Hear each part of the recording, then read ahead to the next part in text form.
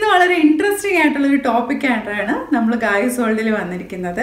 അത് വേറൊന്നുമല്ല, ക്രാൻബെറീസിനെ കുറിച്ചാണ് ഇന്നത്തെ ടോപ്പിക്ക്. ക്രാൻബെറീസ് അമേരിക്കയുടെ ഒരു നേറ്റീവ് ആയിട്ടുള്ള ബെറിയാണ്. ഇത് പഴയ അമേരിക്കൻസ്, അതായത് നേറ്റീവ് അമേരിക്കൻസ് ഇത് ധാരാളമായിട്ട് അവരുടെ ഫുഡിലും അതുപോലെ മെഡിസിനായിട്ടും ഒക്കെ ഉപയോഗിച്ചിരുന്നു. പിന്നെ അവരുടെ ക്ലോത്ത്സ് ഒക്കെ ഡൈ ചെയ്യാനായിട്ടും കളർ കൊടുക്കാനായിട്ടൊക്കെ ജ്യൂസാണ് ഉപയോഗിച്ചുകൊണ്ടിരുന്നത്. ഇതിൻ്റെ മറ്റൊരു പ്രത്യേകത എന്താണെന്ന് വെച്ചാൽ നമ്മൾ അതിശയിപ്പിക്കുന്ന രീതിയിലുള്ള ഹാർവെസ്റ്റിംഗ് മെത്തേഡ്സും അതുപോലെ ഫാമിങ്ങും ഒക്കെയാണ്. അതൊക്കെ എന്താണെന്ന് നമുക്ക് വീഡിയോയിൽ കാണാം. ഈ കാണുന്നത് ഞങ്ങളുടെ അടുത്ത സ്റ്റേറ്റായ വിസ്കോൺസിനിലെ ഒരു ക്രാൻബെറി ഫാമാണ്. ലോകത്തിലെ ഏകദേശം 80% ക്രാൻബെറി ഉൽപ്പാദനം നടക്കുന്നതും അമേരിക്കയിലാണ്. അതിലെ 60% വിസ്കോൺസിൻ സ്റ്റേറ്റിലാണ് ഉൽപ്പാദിപ്പിക്കുന്നത്. ഇത് ക്രാൻബെറി പൂക്കളാണ്. എല്ലാ വർഷവും ഏപ്രിൽ മാസത്തിലാണ് ക്രാൻബെറി പൂക്കുന്നത്. ഇതൊരു പെരനിയൽ പ്ലാന്റ് ആണ്. അതായത് ഇവിടുത്തെ ഡിസംബർ മുതൽ മാർച്ച് വരെയുള്ള കഠിനമായ തണുപ്പും മഞ്ഞും ഒക്കെ അതിജീവിച്ച് വീണ്ടും പൊട്ടിമുളച്ച് പൂക്കളും കായ്കളും ഒക്കെ ഇതിലുണ്ടാവുന്നുണ്ട്. ഏകദേശം 65 വർഷം വരെ പഴക്കമുള്ള ചെടികളാണ് ഈ ഫാമിലുള്ളത്. ജൂൺ മാസത്തിൻ്റെ പകുതിയോടുകൂടി ഇതിൽ കായ്കൾ ഉണ്ടായി തുടങ്ങും. ആദ്യം പച്ച നിറത്തിലാണ് കായ്കൾ ഉണ്ടാകുന്നത്. ഓഗസ്റ്റ് ആകുമ്പോഴേക്കും ഇതൊരു വെള്ള നിറത്തിലാകും. പാകമായ കായ്കൾ ചുമന്ന നിറത്തിലാണ് കാണുന്നത്. അതുപോലെ ഇത് കഴിക്കുമ്പോൾ നല്ല പുളിയായിരിക്കും. ഇതിൻ്റെ ഒരു പ്രത്യേകത എന്താണെന്ന് വെച്ചാൽ ഇതിനകത്ത് എയർ പോക്കറ്റ്സ് ഉണ്ട്. അതുകൊണ്ട് തന്നെ ഇത് വെള്ളത്തിലിട്ടാൽ പൊങ്ങിക്കിടക്കും. ഈ ഒരു ക്വാളിറ്റിയാണ് ഇവർ ഹാർവെസ്റ്റിംഗ് ടെക്നിക്സിനൊക്കെ യൂസ് ചെയ്യുന്നത്. അതുകൊണ്ട് വിളവെടുപ്പ് സമയമാകുമ്പോഴേക്കും, അതായത് ഒക്ടോബർ മാസത്തിൽ വിളഞ്ഞ ക്രാൻബെറി പാടങ്ങളെല്ലാം ഹാർവെസ്റ്റിന് വേണ്ടി വെള്ളം നിറയ്ക്കും. ഈ കാണുന്നത് ഹാർവെസ്റ്റിന് മുന്നേ വെള്ളത്തിലുള്ള ക്രാൻബെറി ചെടികളാണ്. വെള്ളം നിറച്ച പാടങ്ങളിൽ ഇതുപോലെ ഒരു ഹാർവെസ്റ്റിംഗ് മെഷീൻ വെച്ചിട്ട് അവർ കായ്കളെല്ലാം ചെടിയിൽ നിന്ന് സെപ്പറേറ്റ് ചെയ്യും. അപ്പോൾ ആ കായ്കളെല്ലാം ഇപ്പം വെള്ളത്തിൻ്റെ മുകളിൽ ഇങ്ങനെ ഫ്ലോട്ട് ചെയ്ത് കിടക്കും. അമേരിക്കയിൽ ഉൽപ്പാദിപ്പിക്കുന്ന ഫ്രൂട്ട്സ് എടുത്താൽ വിരലിൽ എണ്ണാവുന്നത് മാത്രമേ ഉള്ളൂ അമേരിക്കയുടെ സ്വന്തമായിട്ടുള്ളത്. അതിലൊന്നാണ് ക്രാൻബെറി. നേറ്റീവ് അമേരിക്കൻസ് ഇതിൻ്റെ ആൻറ്റി ഇൻഫ്ലമേറ്ററി പ്രോപ്പർട്ടീസൊക്കെ നേരത്തെ തിരിച്ചറിഞ്ഞ് പണ്ട് മുതലേ ഇത് ഉപയോഗിച്ചു പോന്നിരുന്നു.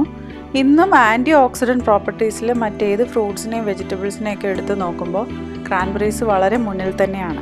എല്ലാ വർഷവും അമേരിക്കയുടെ ക്രാൻബെറി ഉൽപ്പാദനത്തിൻ്റെ 1/5 ഭാഗവും ഉപയോഗിക്കുന്നത് ഇവിടുത്തെ താങ്ക്സ് ഗിവിംഗ് ഡേയിലാണ്. ക്രാൻബെറി ജ്യൂസായിട്ടും അതുപോലെ ഡ്രൈഡ് ക്രാൻബെറീസ് ആയിട്ടും ഒക്കെ ത്രൂ ഔട്ട് ദ ഇയർ ഇവരിത് ഉപയോഗപ്പെടുത്തുന്നുണ്ട്. ഹാർവെസ്റ്റിംഗ് മെഷീൻ ഉപയോഗിച്ച് സെപ്പറേറ്റ് ചെയ്ത ശേഷം ഫ്ലോട്ട് ചെയ്ത് കിടക്കുന്ന ക്രാൻബെറീസ് എല്ലാം ഒന്നിച്ചാക്കാൻ വേണ്ടിയിട്ട് ഒരു ബെൽറ്റ് ഉപയോഗിച്ച് അവരൊരു ബൗണ്ടറി ഉണ്ടാക്കും. ഇപ്പോൾ അവർ സൈഡിലൊക്കെയുള്ള ക്രാൻബെറീസ് എല്ലാം ആ ബെൽറ്റിനുള്ളിലേക്ക് കൊണ്ടുവരികയാണ്.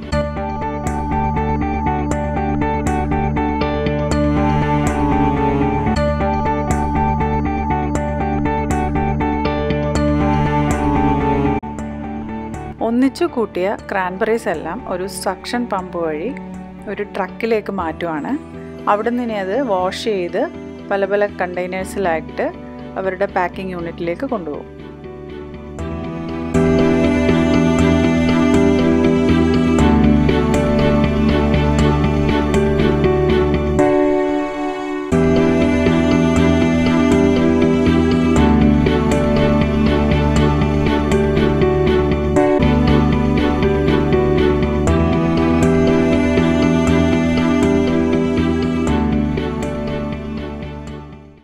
ഇതുപോലത്തെയുള്ള പാക്കറ്റ്സിലാണ് നമുക്ക് ഇത് അവൈലബിൾ ആവുന്നത്. പ്രത്യേകിച്ചും ഒക്ടോബർ നവംബർ മാസങ്ങളിലാണ് ഇവിടെ ഫ്രഷ് ക്രാൻബെറീസ് സൂപ്പർ മാർക്കറ്റുകളിലെല്ലാം കിട്ടുന്നത്.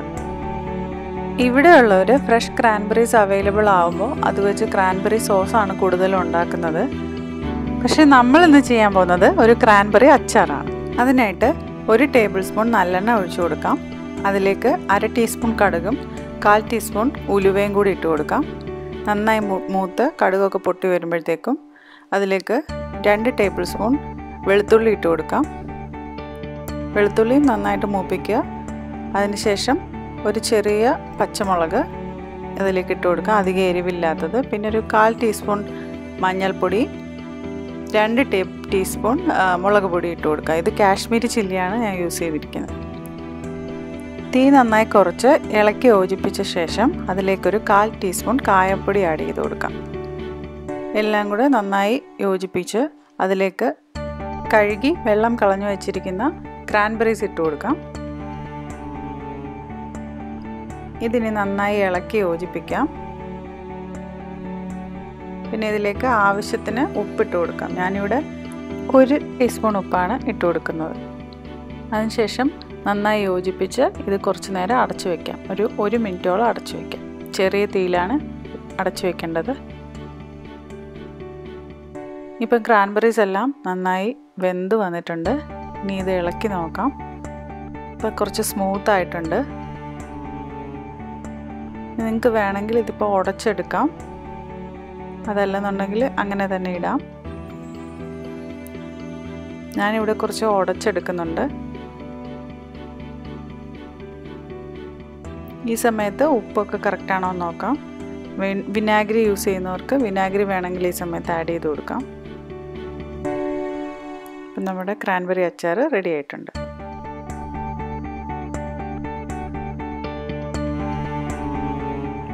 ഇത് വളരെ പെട്ടെന്ന് നമുക്ക് ഉണ്ടാക്കിയെടുക്കാൻ പറ്റും. അതുപോലെ തന്നെ നമ്മുടെ നാട്ടിലെ ലവ്ലോലിക്ക അച്ചാറിൻ്റെ അതേപോലത്തെ ഒരു ടേസ്റ്റാണിതിന്. പിന്നെ കളറാണെങ്കിൽ ഭയങ്കര അട്രാക്റ്റീവ് ആയിട്ടുള്ളൊരു റെഡ് കളറാണ്. നിങ്ങൾ എന്തായാലും ഒന്ന് ട്രൈ ചെയ്ത് നോക്കണം.